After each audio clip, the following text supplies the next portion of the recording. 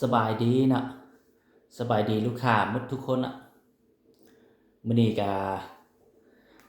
พ่อค้านัดเวลานะมารีวิวเครื่องให้ลูกค้าได้เบิ่งอีกนะมารีวิวมื้อนี้ก็จะมี3บอกเนาะ3กระบอกเนาะบอกที่1จะเป็น Tactical เนาะที่2ก็เป็นTop A นะ Top A 2026นะอันนี้ก็เป็น Top A คือกันนะเดี๋ยวสิมารีวิวให้ลูกค้าได้เบิ่งนะอันนี้จะเป็นTactical เนาะบอกนี่เป็นทักติโก้ไซงอนนะตัวนี้เป็นทักติโก้ไซงอนจะใส่ก็ใส่ทางเป็นทางอะลูเนาะตัวนี้เป็นทางอะลูขนาดมัน0.42เนาะ0.42กล้องจะเป็นกล้องDiscovery นะ3-12คูณ42นะมีไฟในเลนนะดูนี่นะสามารถเปิดไฟในเลนได้นะตัวนี้นะเปิดไฟในเลนได้ตัวนี้จะเป็นตัวรถค่อนนะ2026นะจะอัปเดตเป็นสีแดงนะตัวนี้นะแดงแต่มันจะเป็นแดงเข้มนะตัวนี้แดงดำเนาะออกเข้มนิดนึงงานเนาะตัวนี้นะอันนี้เป็นปุ่มเซฟนะปุ่มเซฟกายนะเซฟกายนะตัวนี้เป็นปุ่มตัวพับถ่ายนะล็อกกับพับนะกดตัวนี้กับพับได้เลยนะพับได้นะแล้วกลับมากับนะถ้าบุกกดก็จะพับไม่ได้นะงัดไม่ได้นะมันจะมีจุดล็อกมันนะจุดล็อกนะตัวนี้จะเป็นตัวขึ้นกายนะหรือว่าซากนะเอาซากหรือว่าป้อนลูกความนะทั้งซากทั้งป้อนลูกความนะเวลาใส่โหมดทั้งซากทั้งป้อนลูกความนะมันจะแน่แล้วนะเกาะมันกับบกลับมานะตัวนี้เป็นแล็กปั๊บไนนะคลิกแก๊สดับนะยิงตรงเลยนะตัวนี้นะสำหรับเล้าเนาะเล้าจะเป็นเล้าที่เคนะเล้าที่เคฮ่องกงนะยาว50เซนนะ50เซนเก็บเสียงก็จะเป็นเจนแท็กรุ่นดำเนาะสีดำเนาะเจนแท็กสีดำเนาะ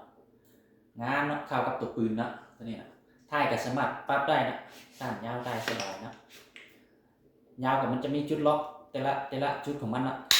มันจะล็อกจะนี่จะยาวไปได้นะมันจะมีจุดล็อกของมันอีกนะดึงไปได้ขึ้นกับผู้ที่ว่ามักที่ว่ายืนคอในหนึ่งบอเนาะหรือว่ามักแบบสั่นก็ได้นะปรับได้นะบอกนี่จะตกอยู่ราคารวมๆเนาะ8 ล้านกับ5 แสนเนาะทักติโก้เนาะ8 ล้านกับ5 แสนได้ทั้งกองสู้ได้ลูกปืนได้โม่ได้ชุดโอลิมเนาะครบพร้อมยิงเลยนะ8 ล้าน 5 แสนนะเบิร์นะงามใหม่ๆเลยนะ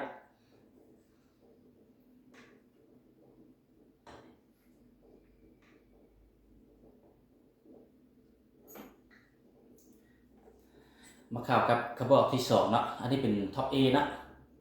ตรงนี้เป็นท็อป A 2026นะท็อป A 2026นะ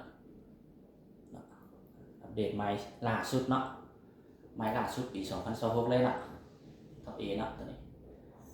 ท็อป A ถ่ายกับภาพได้เท่ากันนะเบิ่งนะปุ่มนี้นะภาพได้นะถ่ายน้อยนะตัวนี้นะภาพแล้วมันจะสั่นนะภาพได้เท่ากันนะตัวนี้ก็จะเป็นตัวเคงสปีดถ่ายนะแต่มันจะเป็นตัวปรับนอกนะเคงทั้งนอกนะตัวนี้นะคือกับเคงสปีดถ่ายแต่ตัวนี้มันจะเป็นเคงสปีดตัวดอกวาวนะถ้าปรับตัวนี้คอยเขายิงก็แห้งนะถ้าปรับตัวนี้ให้มันสปีดเคงขึ้นเขายิงมันก็ค่อยนะตัวนี้มันจะปรับมีความหมายของมันอีกนะปรับความแห้งของมันนะตัวแดงๆนี่นะอันนี้จะใช้ทางเป็นทางอะลูเนาะทางอะลู 0.42 นะขนาด 0.42 กล้องเป็นกล้องมักคูณเนาะกล้องมักคูณ3-9คูณ40เนาะตัวนี้นะมีไฟในเลนส์คือกันนะสามารถเปิดไฟในเลนส์ได้นะตัวนี้กันสุดยิ่งเป็นท็อป A ปี2026นะท็อป A ใส่งอนนะลาวก็เป็นลาวที่เคฮ่องกงนะยาว50เซนนะ50เซนนะเก็บเสียงก็เป็นเจนแท็กสีดำคือกันนะงามๆเลยนะใหม่ๆเลยนะงามๆเลย บล็อกนี่ครบสุดเนาะราคาจะตกอยู่9 ล้านกับ5แสนเนาะ9 ล้านกับ5แสนเนาะใส่เป็นทางอลูกับกล้องมาคูณเนาะ9 ล้าน5แสนเนาะลูกค้าท่านใดสนใจก็ทักมาเนาะเครื่องมันมีพร้อมส่งให้เนาะมีกล้องสูบมีลูกปืนมีโม่มีซิโอลิงเนาะพร้อมกับตัวปืนแบบนี้เลยเนาะได้ไปก็พร้อมเข้าป่าเลยเนาะ9 ล้าน5ไปทอดก็เอาเข้าป่าได้เลยเนาะลูกค้าคนใดมักก็ทักมาเนาะเครื่องมีพร้อมส่งพร้อมแบงให้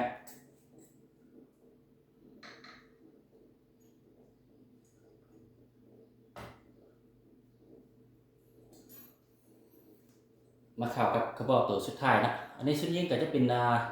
ท็อปเอคือกันนะท็อปเอ2026นะเบิ่งดีนี่ปุ่มเซฟนะปุ่มเซฟกายมันนะเซฟกายเป็นปุ่มสีแดงนะพูดขึ้นอันนี้เป็นปุ่มกดนะตรงนี้นะกดซ้ายขวานะอันนี้ก็คือว่านะรีวิวตัวที่แรกแล้วนะตัวเคงสปริงคือกันนะตัวนี้นะปรับสปริงกัน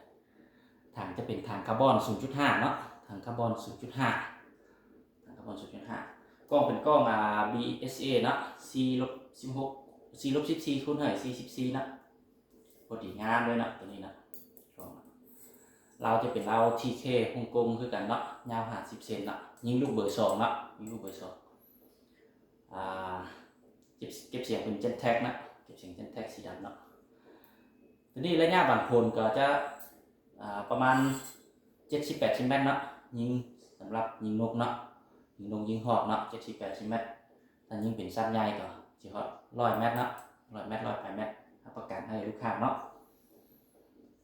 ถ่ายกับภาพได้นะถ่ายภาพได้นะภาพได้งามๆเลยนะ